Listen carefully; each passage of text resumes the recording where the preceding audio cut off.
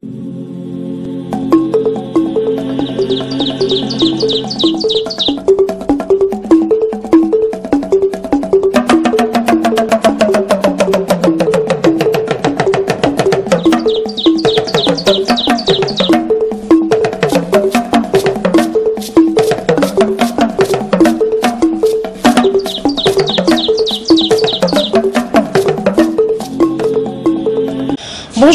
chers internautes de congolocolenews.com, je vous propose de suivre la conférence de presse des forces sociales et politiques tenue la semaine passée. Au cours de cette conférence de presse, 4 points étaient à l'ordre du jour, notamment l'expulsion de M. Scott Campbell, qui est le directeur du Bureau des Nations Unies aux droits de l'homme, aussi le massacre de Beni, ensuite le déplacement ou le voyage des forces politiques et sociales à Beni, et enfin le sit-in qui est prévu pour le 3 novembre devant l'ambassade des États-Unis et aussi devant la MONUSCO. Donc je rentre dans la salle pour savoir comment est-ce que se déroulera cette conférence. On se retrouve, moi et vous, juste après. Merci. Pas ça, ils veulent bien, parce qu'ils nous ont fait venir, la communauté internationale nous avait invités, nous a demandé comment arriver à des élections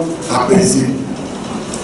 Je crois que tout le monde sera d'accord de passer par le dialogue, parce que je ne vois pas comment quelqu'un qui soit invité à une table de dialogue et va refuser. Moi, je ne vois pas. Je sais qu'ils sont embarrassés parce qu'ils ont voulu contourner ces dialogues par des concertations, mais ils sont tombés juste sur le membre de leur famille politique.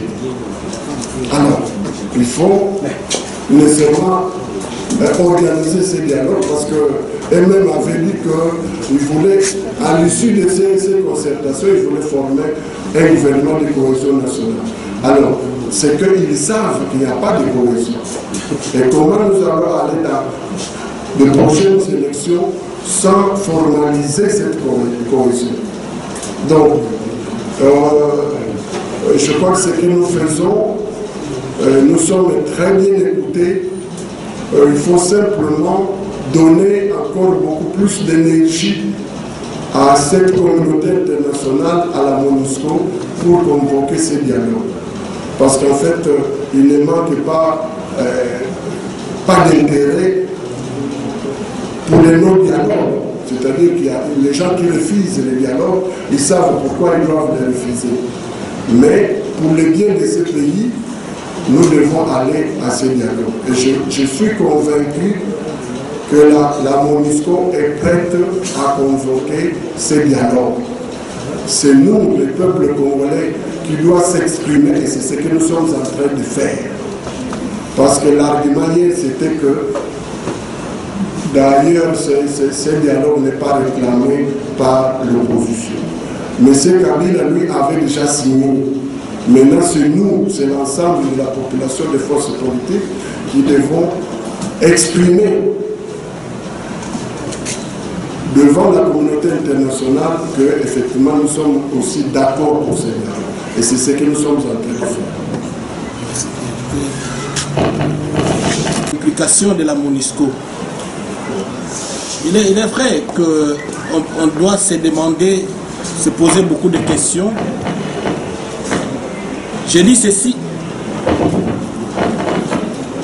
Qu'il est vrai qu'on peut se poser beaucoup de questions quand on tue les gens, alors qu'il y a la MONUSCO qui est là. Mais on a tué ces gens, l'armée congolaise, l'APC, quoi, la FARDC. Et là,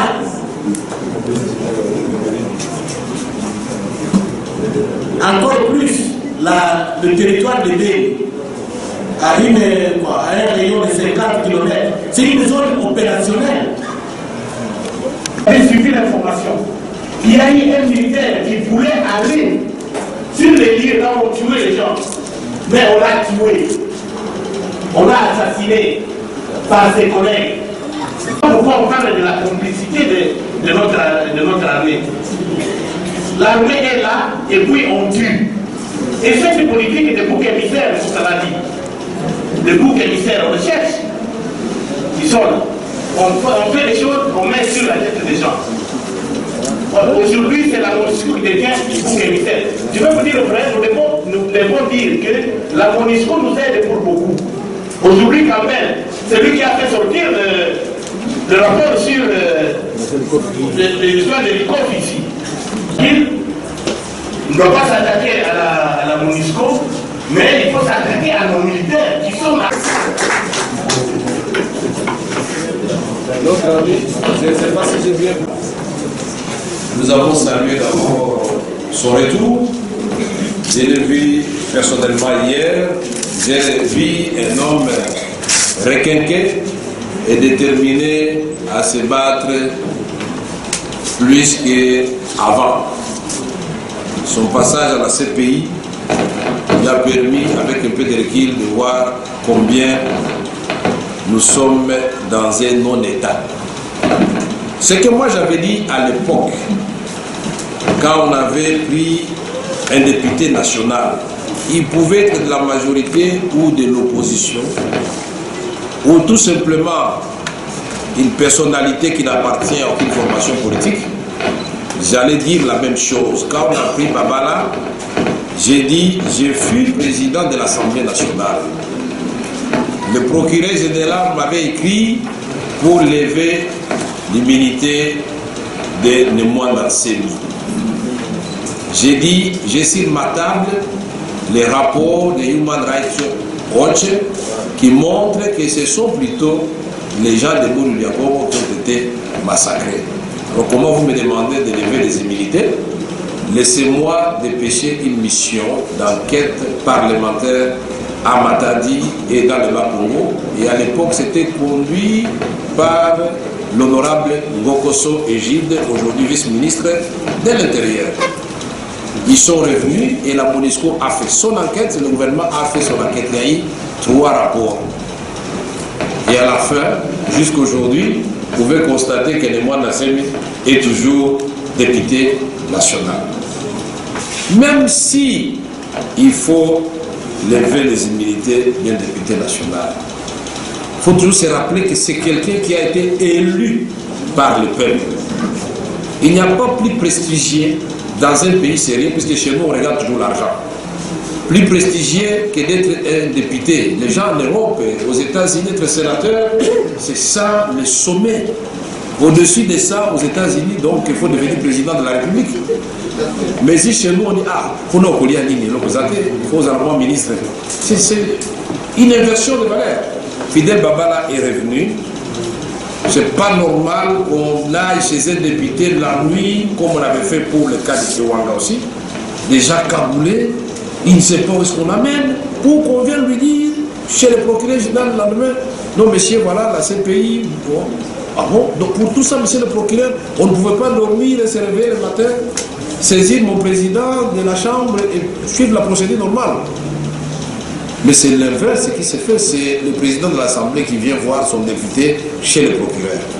Ce sont des choses qu'on doit éviter. On ne doit plus vivre ça là-bas à l'Assemblée nationale. Sinon, la constitution qui protège les députés ne sert plus à rien du tout.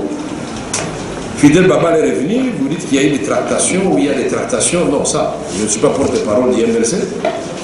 Tout ce qu'il m'a dit hier, qu'il est revenu, et il est revenu pour continuer les combats pour la préservation des valeurs républicaines. Et que lui-même, il va parler. Donc attendons qu'il puisse parler.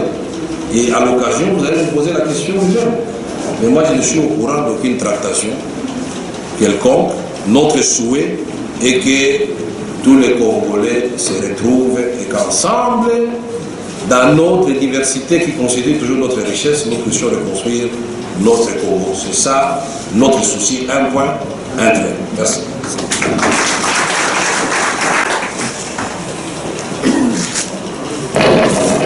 Est-ce qu'on ne peut pas arrêter? On dit obtempérer à la demande de solution. Parce que nous avions dit qu'il nous avait dit qu'il réservait la primaire à son président et au président au président de la solution pour obtempérer tout le monde.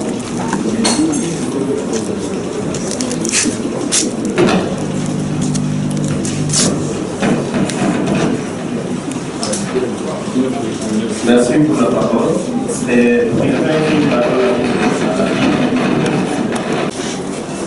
On a envoyé certains membres de l'opposition à la CENI, et quand ils sont là-bas, ils sont membres de la CENI, ils sont un peu détachés de leur parti politique, mais il est vrai qu'ils sont toujours membres de leur parti politique, mais détachés.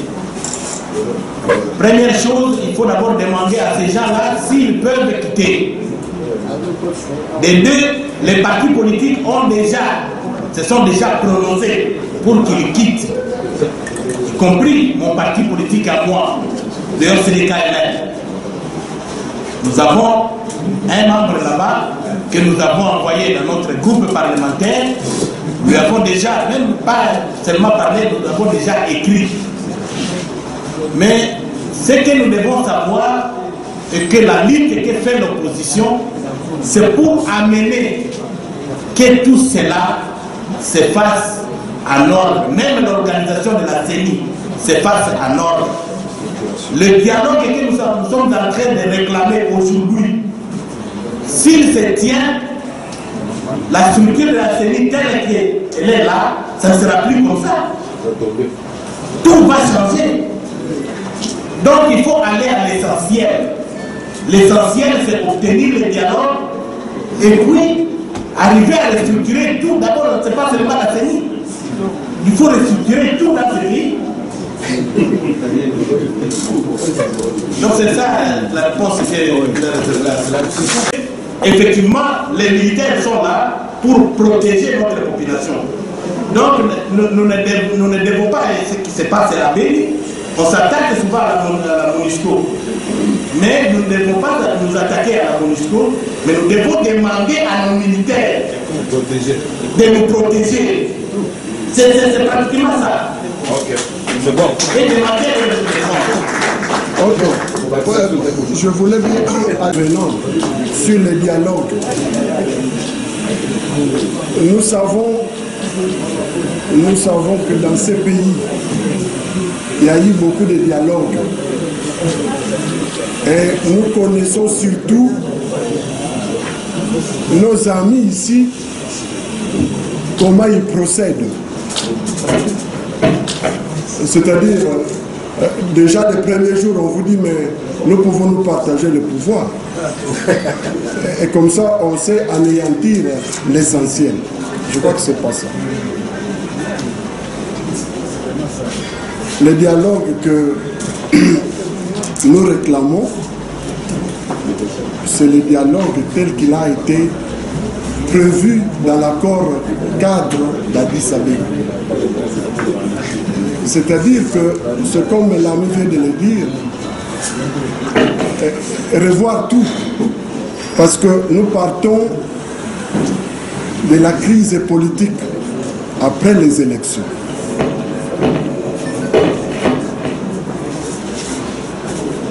Donc, il y a cette crise de légitimité qu'il faut résoudre. Alors vous allez demander comment on va le faire, c'est quand nous serons ensemble que nous allons voir ce que nous devons faire. Mais aussi, l'ami l'a dit,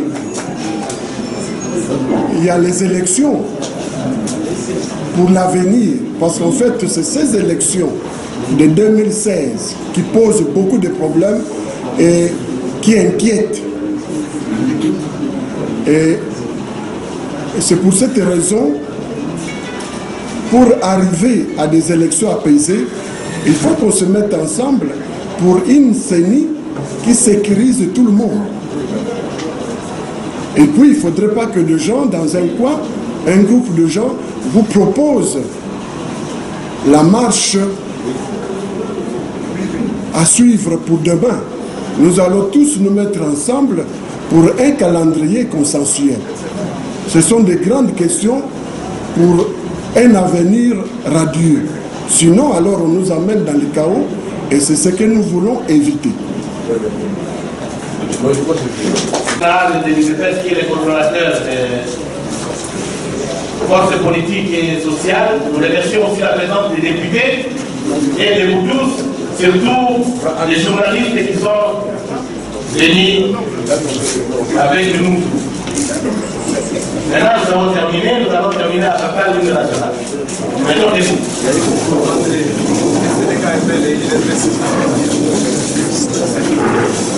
Unis dans l'effort pour l'indépendance, pressons nos fonds, monde encourbé, et pour de bons prénoms le plus mêlant, dans la paix au peuple avant, car le labeur, nous bâtirons un pays plus beau qu'avant, dans la paix citoyenne, entonnez l'hymne sacré de notre solidarité, souveraineté, Congo, nom béni, Congo, les aïeux, Congo, mon pays, Congo, bien-aimé, Congo, et ceux qui m'ont fait serment de liberté. Et nous répondons à notre postérité.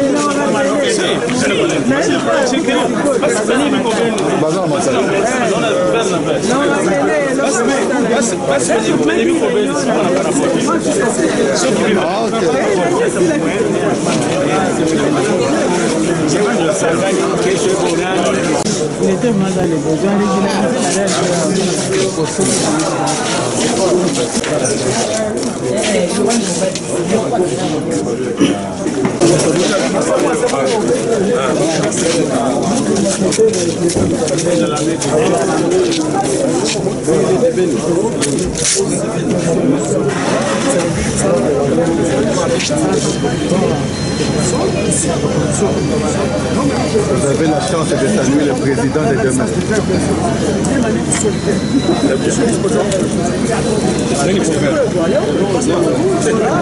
J'ai compris.